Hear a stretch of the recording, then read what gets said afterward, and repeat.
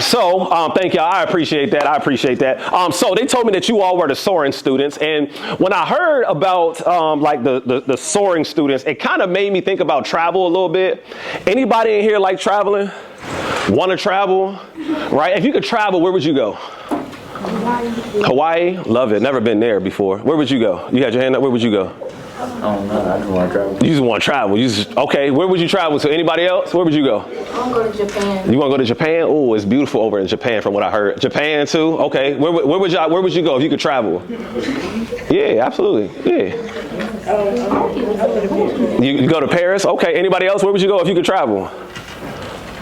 Anybody idea in the back? Where would you go if you could travel? Man, so one of my favorite places to go when I traveled was Jamaica. I went to Jamaica. I stayed on a resort, all expenses included resort. So we ain't got to pay for no food or anything like that. Man, we just have a real good time. I love to travel. And what's interesting is that like travel kind of reminded me a little bit of life. It kind of reminded me a little bit of life. Because think about it. When you traveling and you about to, let's say if you going to your destination, Paris, Hawaii, Tahiti, Italy, any of those different places. When you travel, what's the first thing that you got to do when you travel? Sleep. She said sleep. You definitely got to get you some sleep. For sure. What's the first thing that you do when you travel though? Book a hotel. How you know where to book the hotel at? You got to choose a destination. Ooh, let's talk about it.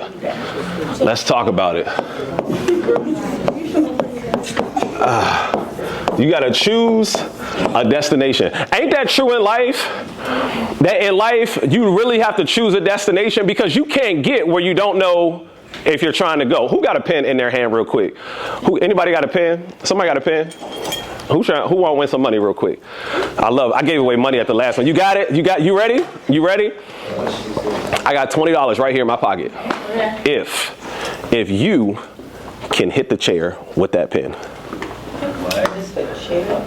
All you got to do is hit the chair with that pen. That's great. That's beautiful. Can I get that, please?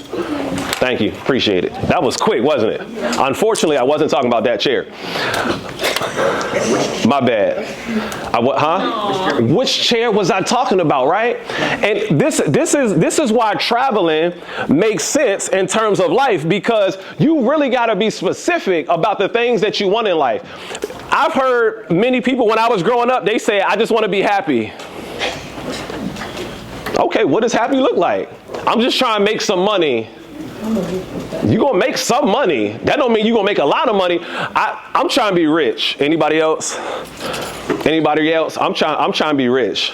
I'm trying to take like that whole generational wealth thing and like put that in my family. You know what I'm saying? I'm trying to bear some fruits so my family tree can eat from these different roots, right? But you got to be specific about what it is that you want in life, because if you're not specific, you're going to wander around and you're going to be trying to figure out, okay, which chair is it do I hit?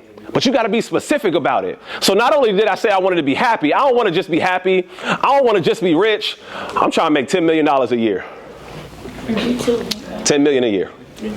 I need $10 million a year. That's what's going to get me there. And here's the thing. It's not just for me. If it was just for me, I'd probably say like $1 million or $2 million. But my desire in life is to help other people. And the more I help myself, the more I can help other people. There's a lesson that they teach you about a plane ride. If a plane is going down, what happens at the top, right? From the top, these oxygen masks, they fall down, and they'll tell you on the plane, make sure you put your mask on before you help somebody else put their mask on. Why do you think they tell you that? Huh? But what's the danger if you try to help somebody else put theirs on before you put yours on? You're going to die for sure, because you spent all your time trying to help them, and now your airflow is messed up. So help yourself first and then help everybody else. I realize that I can make 6 figures, but I can't really help the amount of people that I want to help just making 6 figures. I got to make like 7 figures. Then I not only realized that at 7 figures that I still can't help the amount of people that I want to help. I got to get to like 8 figures. Because the closer I'm getting to 7 figures, I'm like, man, this lifestyle that I got is real expensive. Jeez, this lifestyle that I got is like real expensive. I don't know, man. So you got to choose your destination. And not only do you have to choose your destination, you got to be specific about the destination that you choose. Y'all following me so far? Yeah. Yes. Here's what I want y'all to do. Okay. I probably should have said this in the beginning, but I'll be writing up here. One thing that I learned from my mentors is that note takers are money makers. So if you ever go anywhere and you hear anybody speak, always take, even if it's not on like a piece of paper or something like that. Well, you guys don't have your phones, but note takers are money makers, right? So however you take your notes, I would encourage definitely always take your notes, right? What my goal up here to do is to give you at least one thing. There should be multiple, but at least one thing that you can take with you that you can apply to your life. Y'all following me so far? Yes. Have any of y'all ever heard of the red car theory? Red car? Red car theory. You heard of that before? Essentially, the red car theory says, if I were to ask you how many red cars you saw this morning on your way to school, how many of y'all would be able to tell me how many you saw? No. You wouldn't know, right? But if I said tomorrow morning, I'll give you $50 for every red car you saw, how many red cars would you see? You'd be looking for them red cars. You probably add a couple fake red cars in there too, won't you? Here's what that means to me. Your eyes can only see and your ears can only hear what your mind is looking for. If you're not looking for anything in what I'm saying today, you're probably not going to get anything. But I would say to myself every time I saw somebody speak, I'm just going to take at least one thing from this presentation that this person has given me, and I'm going to put that in my bag, and I'm going to go with that, okay? So that's what I want y'all to do. At least one thing, all right? The first thing that I want y'all to do is you literally have to choose a destination in terms of where you're going. Okay, so you chose your destination. You know where you're flying to, okay? If you put a pilot in an airplane and you don't give him anywhere to go, he'll probably end up where he doesn't want to go. And I don't want that for y'all. So you got your destination. You packed your bags. You on your way to the airport. What's the first thing you do when you get to the airport? Check in. Check in. Yes. Yes. After you choose your destination in life, the next thing that I want you to do is I want you to check in. And this right here is probably the most important one. Check in. Because for real, you got to check in with yourself. Y'all, I just started therapy on Tuesday. I'm so proud of myself. But therapy was a little different than I expected it to be. It really was. I was hoping my therapist, he was going to tell me, man, these people are messing up your life and it's not your fault. And it's their fault. They need to do better. But he looked me square in the face and he told me I need to take accountability for the stuff I was doing in my own life. And it hurt me, y'all. It hurt. He looked at me and said, Jeff, you lazy. I was like, bro, what? Time out. We just met, first off. He said, no, I'm listening to what you're telling me, Jeff. He's like, Jeff, you lazy. You don't have no self-discipline. I'm like, all right, cool. He said, you need to take accountability. I was like, all right, cool. I need to take accountability. He said, you operating in fear right now and you letting fear stop you from doing a lot of the stuff that you know you need to be doing, i.e. procrastination. Anybody else in here bit with the procrastination bug? Oh man, I got a love affair with me and procrastination. I swear. I swear. Like we be doing everything last minute together. I literally be wasting all my time. And I got to stop that. I know I got to stop that. So I got to check in with myself. Here's the crazy thing when you go to the airport and you check your bags. What happens? So you go to the airport and you check your bag. How much your bags got away? Anybody know? 60 or 50. Less than 50. It's 40 pounds. And maybe 50. Some places are 50, you know what I'm saying? But it's 40 pounds. And when you put it on a scale, they're going to weigh how much your bag is. And if it's over 40 pounds, what you got to do? Pay. You got to go with the plan. You got to pay extra. You got to pay. Let me tell you, we all come with baggage. But if you carry more baggage, you're going to have to pay extra. And you know what you're going to pay with? You're going to pay with your mental health. You're going to pay with your physical health. You're going to pay with your emotional health. You're going to pay with your finances. You're going to pay with your spiritual life. All of these things, y'all, we all carry baggage. But Erykah Badu got that song. What she say? Bag lady, you going to hurt your back. Carrying all of them bags like that. Y'all, I realized that I was carrying way too much baggage in my life. I was carrying way too much baggage. I still had childhood traumas that I had to get over. I'll tell you one of my childhood traumas. I love my family. I love my family. I promise you I do. So when I talk about them, they be getting mad and stuff like that because they'll see the video and be like, why he talking about us like that? I mean, you shouldn't have did what you did. But I love my family, but my family is super negative. Man, they so negative, yo. Like, no matter what you tell them, they will literally tell you the worst possible outcome that could happen. I was telling somebody in my family one time, I was like, man, this has been a stressful week. I'm about to go for a hike. I'm just going to go to Great Falls and just go for a hike and just chill out. She was like, ugh, there's bears out there.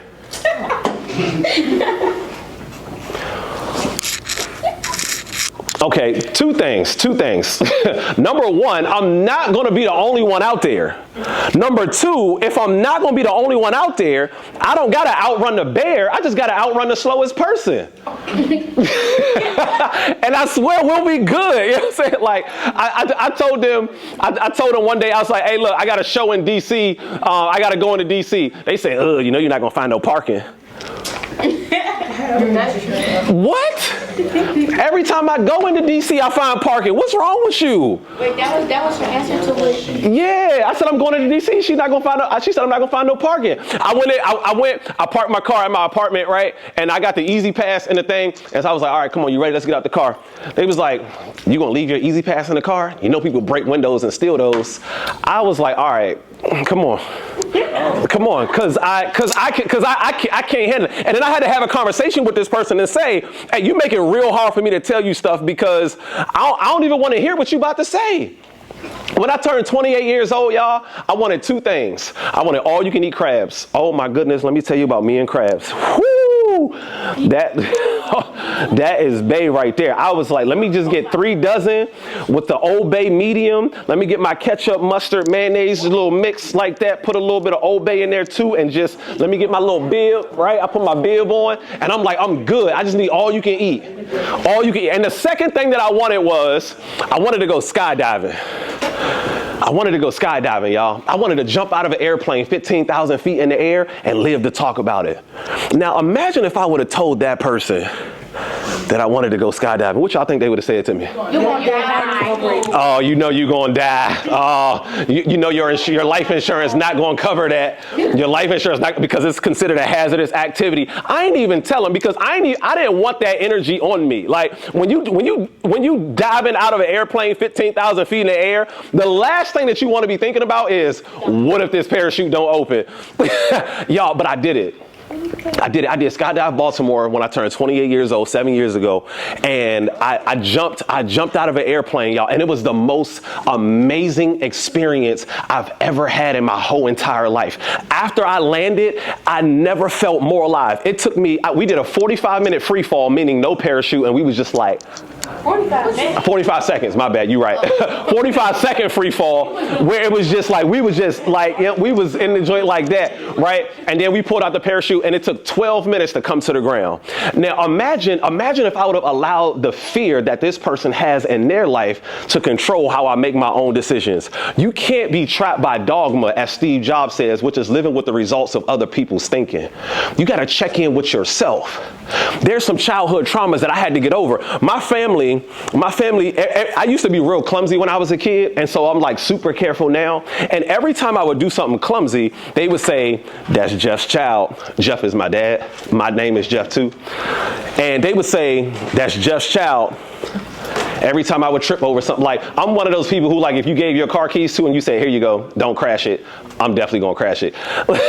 like here you go, can you grab those boxes right there? Don't drop them, it's glass in them. Oops. and everything drops. Like that was literally just me. And they would always call me Jeff's child. So much to the point where I hated being Jeff's child. I was like, man, I don't want to be Jeff's child, bro. This is stupid, man. Be Jeff's child. But I had to take back the narrative of what it meant to be Jeff's child. I had to take back the narrative of what it meant to be Jeff's child. When certain people come to my house, you know how people see babies and they be like, oh, look at this little fat baby. I don't call my child that. Don't, if you can't say nothing positive to my son, don't say nothing to him. Because the world is ugly enough already. They don't need the people that's coming into their life and into their house talking bad about them as well. I don't need you. Oh, look at the little fat. Oh my gosh, he's so. Look at his head. Stop. Don't be talking nothing about. I don't want to hear nothing about his head. I don't want to hear nothing. If you can't say nothing nice to my kid, I don't want you to say nothing at all. You can leave. See you later. I had to get rid of everything that other people had told me my whole entire life. I was like those people at the airport. You know when your bag is a little bit over and you start going in it and you like, nah, I don't need this. I'm going to just throw this away. And then you like, all right, weigh it now, please. 42 pounds. All right. I could just get one of these when I get there. Let me throw this in the trash too. Okay. Weigh it now, please. Okay. All right. Like literally, there's some stuff in your life that you're going to have to get out. How many of y'all, just like me, bad at taking compliments? Bad at accepting gifts? What about people that's bad at accepting gifts? Bad at taking compliments? Oh my goodness, I used to hate accepting gifts and taking compliments. Man, because you're not about to say I owe you something because you gave me something. That's what you're not about to do. You ain't about to put no deposit in this bank of IOUs. Nope, won't be happening. Until I heard this story. I heard this story from one of my mentors. He told me the story about this older man who was like extremely successful. And there was this younger man who was on his way to becoming extremely successful. And he just, he wanted to talk to the young man and give him some advice. And so he offered to take him out to eat. And they went out to eat. They had a great conversation. It was about 2 hours long. And then after the meal was over, the young man went into his pocket and he was like pulling out his wallet, like about to pay for it. And the old man grabbed him by the wrist and said, hey, he said, what you doing? He said, I'm just about to pay for my meal. He was like, are you really about to rob me of the blessing that I would get paying for this meal by trying to pay for it for yourself? He was like, what?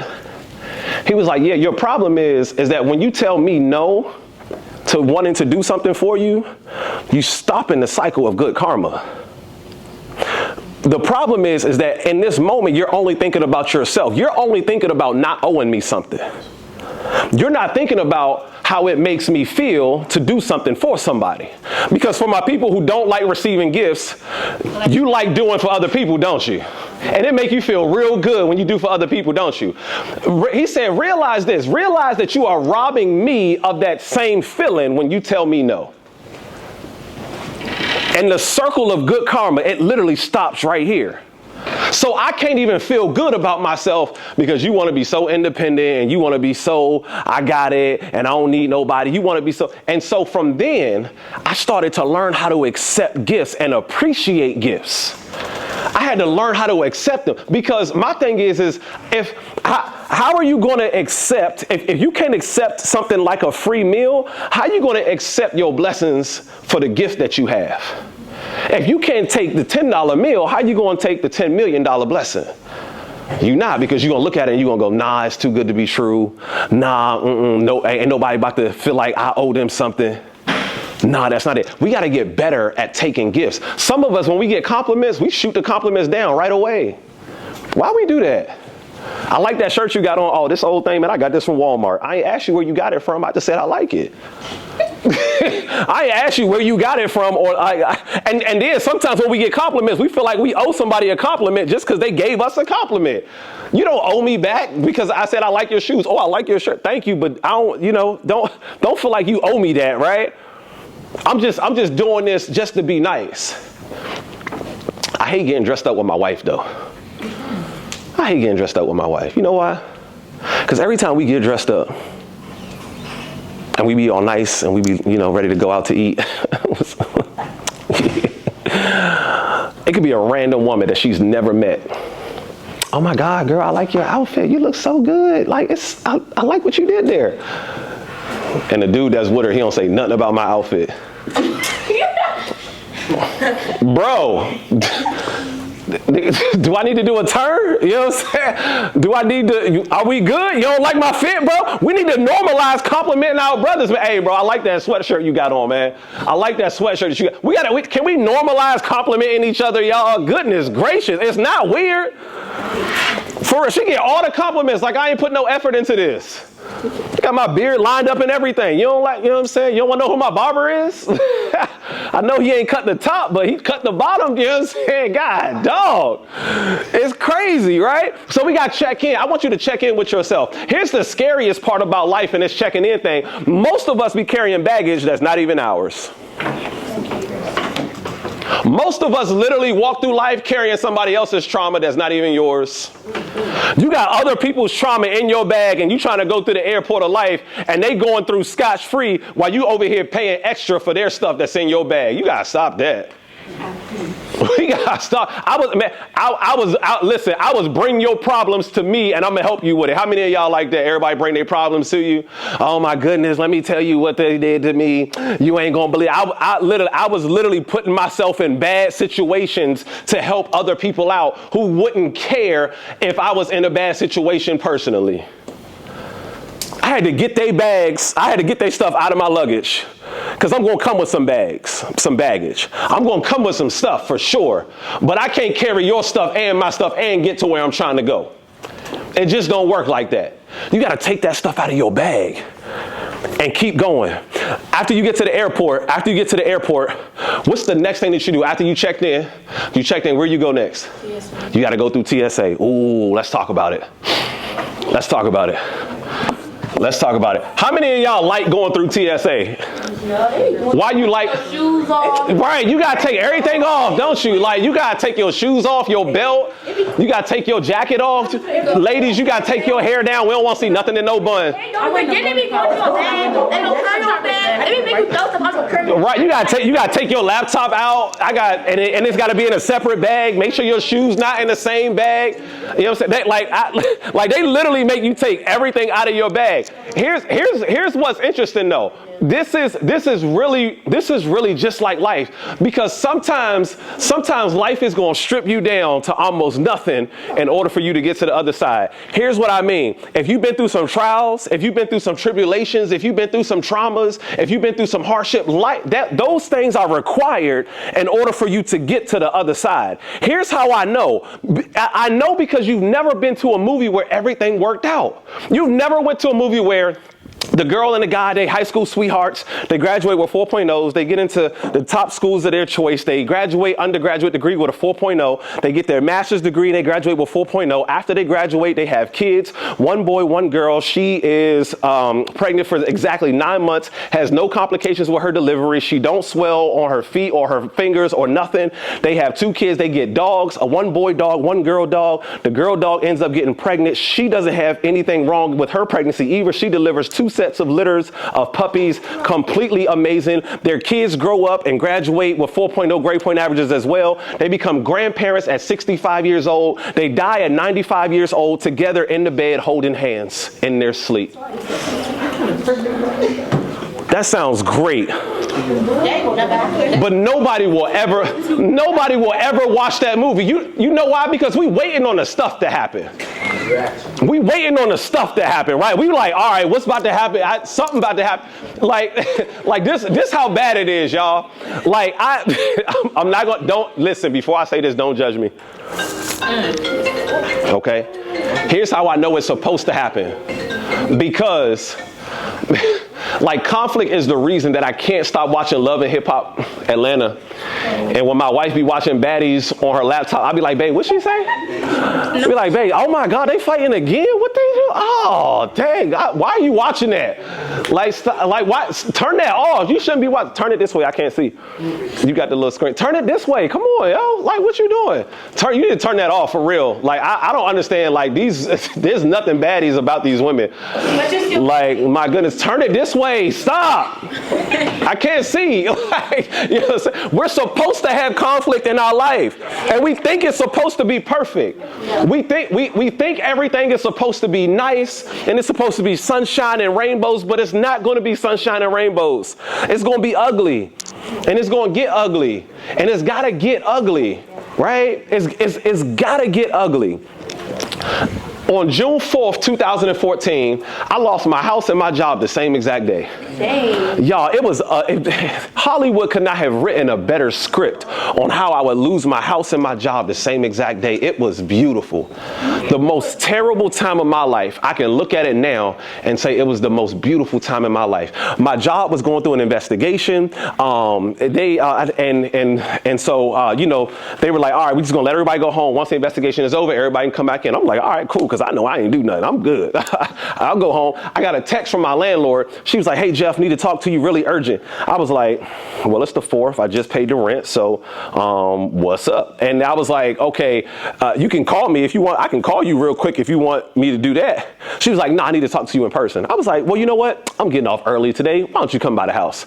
She says, okay, I'll be there in 15 minutes. I get to the house a little bit before she does. She comes to the house. She knocks on the door. I open up the door. I'm like, hey, Miss Susan, how you doing? She said, Jeff, I sold the house. You got 30 days to get out. Here's your notice. She didn't even. Wait, she sold the house, right? While I was living in it. She was thinking about Yeah, it. you ain't like, come on, like you, like no, what kind of offer you gotta get, like, what kind of offer you gotta get in your life for somebody to just be like, yo, I'm buying that joint from you? Like, you wasn't thinking about it 2 months ago, like when I had my job, so that you know how long it take to save up for that security deposit? And then she didn't even try to like ask you like, was you in like different states, like you had like a job? She just said you got 30 days to buy it out. You got 30 days. I sold the house. Goodbye. Goodbye. 30 days. And I had to get out in 30 days, y'all. I literally had to leave that house in 30 days. But in 11 days, I found another house, the same amount of rooms, paying less money, and I got another job where I more than doubled my income in the first year. Where I more than doubled my income in the first year of what I was making at my last job. Y'all, some stuff is going to happen for sure. At that time, I was homeless. I was homeless for a couple of months. I was homeless. I had a 2001 Pearl White Cadillac Seville with heated seats in the front and the back. That was my joint. Woo! Man, that joint just like floated down the, woo! It was just floating down the line. I'm telling you, it was crazy. And I would be sleeping in my car like in the wintertime. And in the wintertime, it was like, it gets real cold in Pennsylvania. And so like I had to wake up every hour just to turn the heat on for 10 minutes and let it blast in the car so that I can get some heat. And I did that for months. I would sleep outside of hotels and I would go into where they got free continental breakfast and I would steal breakfast. For real. I would take my stuff, my clothes that was in my suitcase, and I would walk in. And you know the receptionist lady, she always sitting at the front desk looking at everybody come in, making sure they ain't doing. So I would walk in like I forgot my bag in my car last night. And so I would walk in and then she looked at me, I would go, look at my watch like I'm doing something. And I'd be like, look at the continental breakfast, and I look at my watch, and then I would just go over to the breakfast and then just sit my bag down, and then I would eat my food because she thought I was there. And then what I would do is, the hotel elevator is always around the corner somewhere, so I would just go around the corner after I ate my breakfast, and I would just sneak out the back. I would just sneak out the back. Then I would go to the YMCA. I had a membership at the YMCA. It was $30 every single month. I would take a shower at the YMCA after getting a little workout in. That was my life for like 3 months. But if Steve Harvey can do it and I can read about it, then I can do it too. If Tyler Perry can do it for an extended period of time, then I know I can do it too. But y'all, the things that we're going through right now is not supposed to stop you. It's supposed to teach you something so that you can continue going, right? Let me ask you this. When you're in the airport, after you go through TSA, let's say if you don't know where your gate is. Let's say if you don't know where your gate is, where can you go in order to find out where your gate is taken off at? The little map, the little thing. You right. It got like the gate numbers. The place, the destination that it's going. There you go. It's called an information board. It's called an information board. Y'all, my mentor told me a long time ago that information will change your situation. People will literally pay you for the knowledge and the wisdom that you have. If you want to learn how to be a doctor, who do you learn from? Learn from a doctor. If you want to learn how to be an architect, who do you learn from? An architect. It really didn't dawn on me that this was possible until I thought about what college professors do.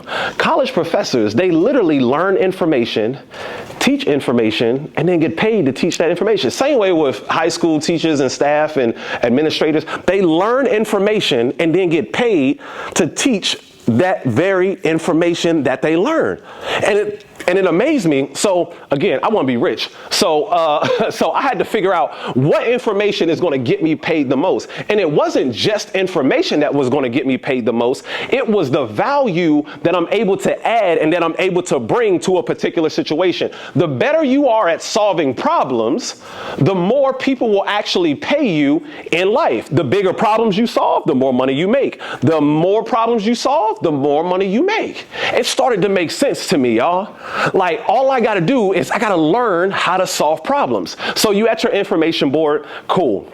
The next thing that you got to do, after you go to your information board, you go to your gate. Here's the thing. Here's the thing. I'm gonna put this one up here, and I'm just gonna put flight.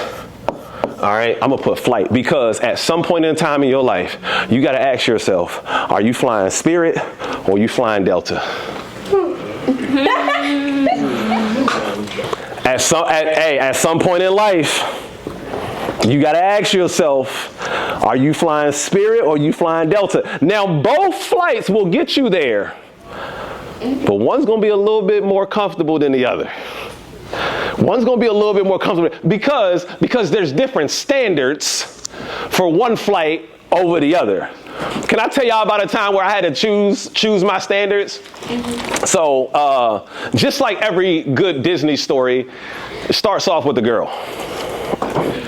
This girl that I met in college, oh my goodness, she was the most beautiful girl I've ever met in my whole entire life. I was ready to get down on bended knee and propose right there that day. I mean, like, she was just amazing. Like, I came up to her, right? And here's what I learned. I learned that women like corny stuff, right? Women love corny. Like, the first thing that I had to do was, all I had to do was just get her to smile. And if I can just get her to smile and just laugh at me just a little bit, I knew that I would have an opportunity to be in her life forever. So I was thinking, I was like, I wonder what I would say to her. And I was like, if I was at the gym, I would say, excuse me, miss, can you help me, can you help me lift something?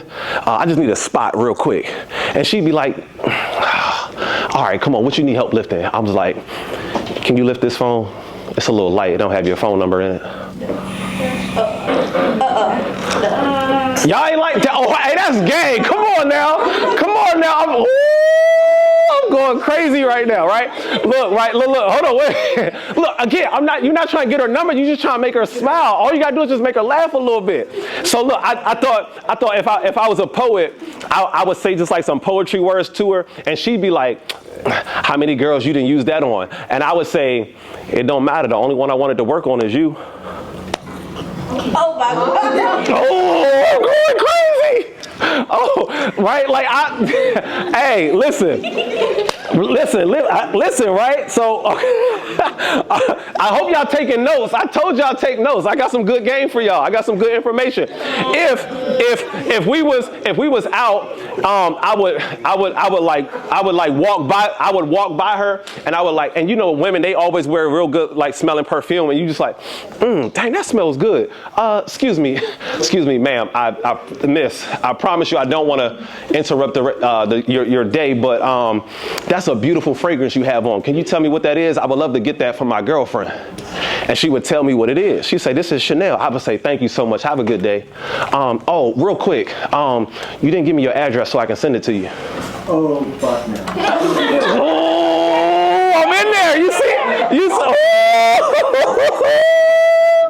Come on. Hey, come on. Don't play. That, you know what I'm saying? Like, that's crazy, right? So I met her, right? I met her, and so I was trying to figure out, like, we end up talking and stuff like that. We end up dating, and so I learned that not only was she extremely beautiful, she was extremely smart too, because she was in this program called Bonner Scholars, and in Bonner Scholars, you got to keep your grade point average up real high so you can keep your scholarship. Otherwise, your parents would then have to pay for your college tuition, and so she had to keep her grade point average up like super high. And the first semester went by. Now I was a very average student. I wouldn't have been in a program like this until my master's degree. I graduated high school with a 2.2 grade point average. Ugh. Don't do that. Who did that? Don't do that. Don't judge me. Don't judge me. I finished my undergraduate degree with a 2.2 grade point average.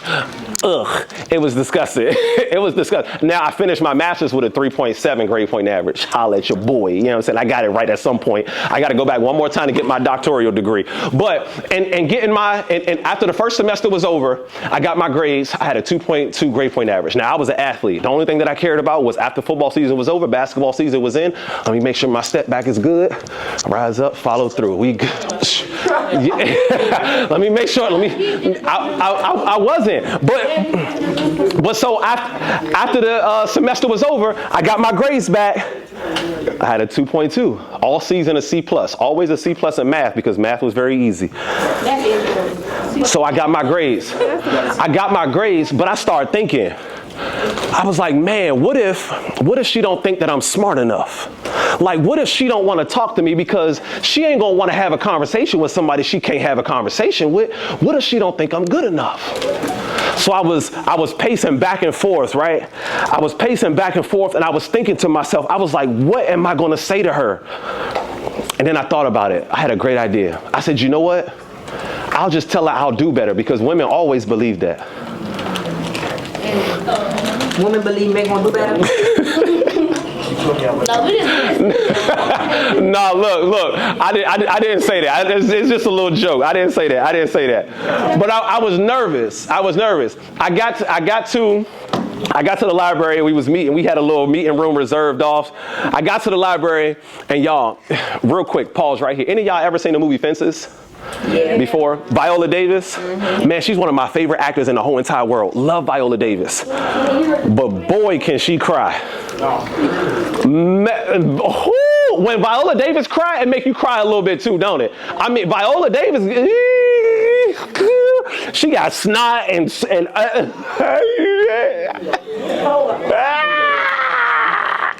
that's exactly what she looked like when I got to the library, right? I was like, yo, she must have lost her scholarship.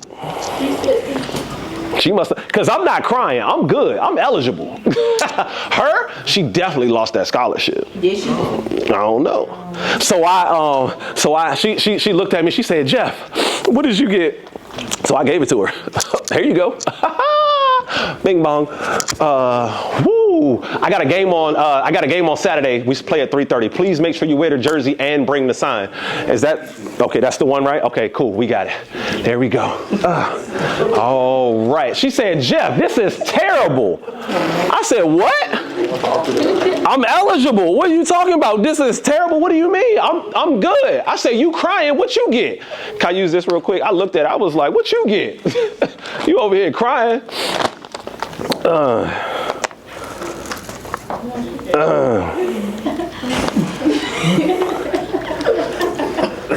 I couldn't believe what I was seeing. I was like confused.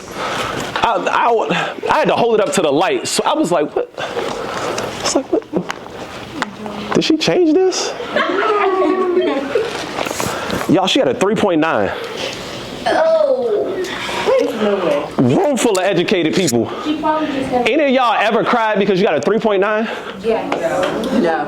Well, it's always two people. It's always a couple people, right? It's always. I couldn't understand. I'm like, why are you crying? Let me give you one of these C's, and at least you'll have something to cry about. I was like, what? Like, what happened? She said, I deserved the 4.0. I was like, how you know? She said, because I did the work. I was like, what that mean?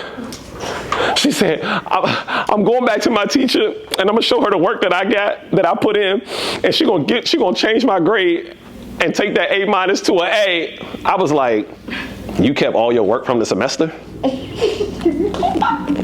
Once that test is done, my work was gone. My work was gone. Once that test was done.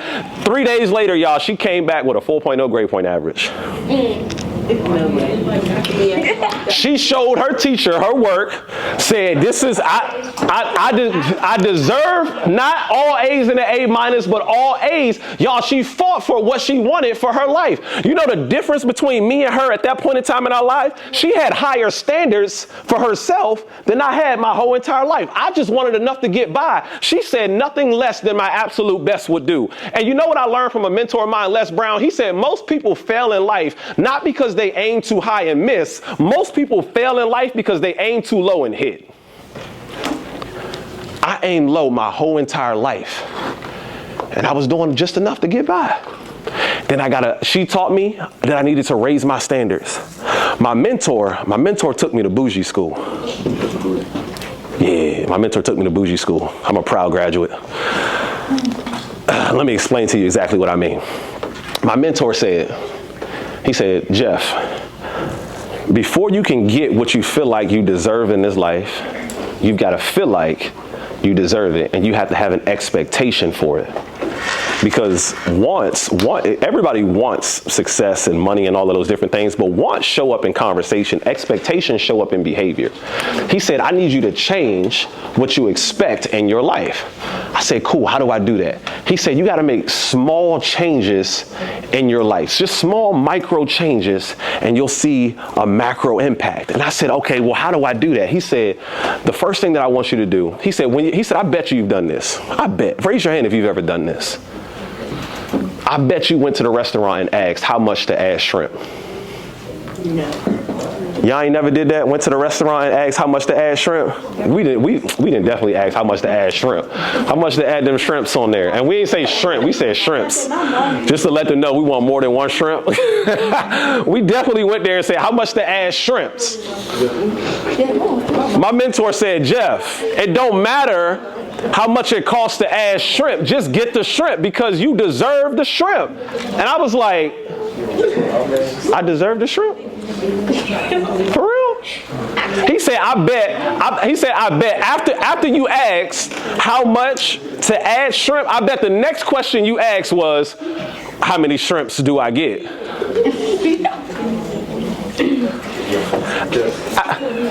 Okay.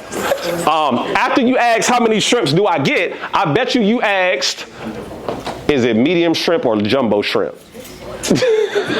Right? We over here doing all of this math and stuff like that, but you really have to deserve it. So he taught me to go out and just get the shrimp. So here's what I'm saying to you. I want you to raise the standard that you have for yourself, and don't lower the standard for anything or anyone. Set a new standard that nothing less than your absolute best will do. I appreciate y'all. Thank y'all so much for giving me some of y'all time today.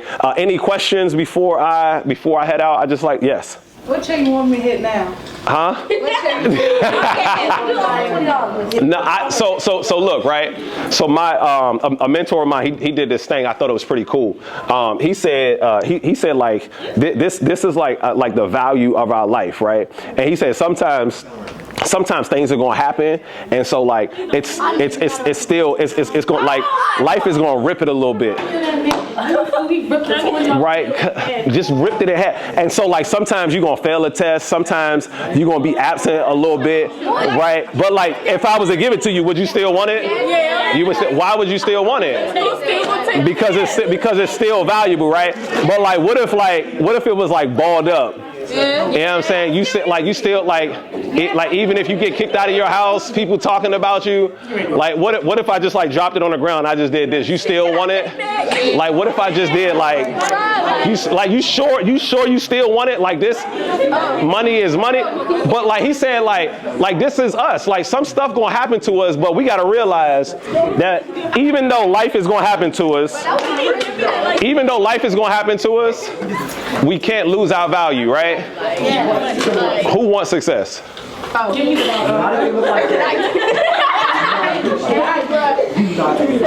Anybody want success? Anybody want success? Anybody want success?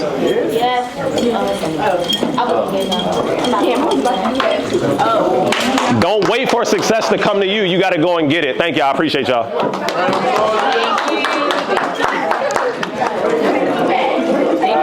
Thank you so much. I appreciate that. Yeah, no, absolutely. Just give him a round of applause, please. The thing that, what's your name? Lori. So the analogy there with the whole thing, he asked everybody in the room who wants success. Okay. And you had some people raise their hand as if he was going to bring success to you. Or he was going to tell you the trick how to get success, whatever. The fact of the matter is, Lori got up to go get success. This squad right here, the Honor God, is built on that premise. You guys have been doing well all the way up to your 10th grade year, right? You've been doing extremely well.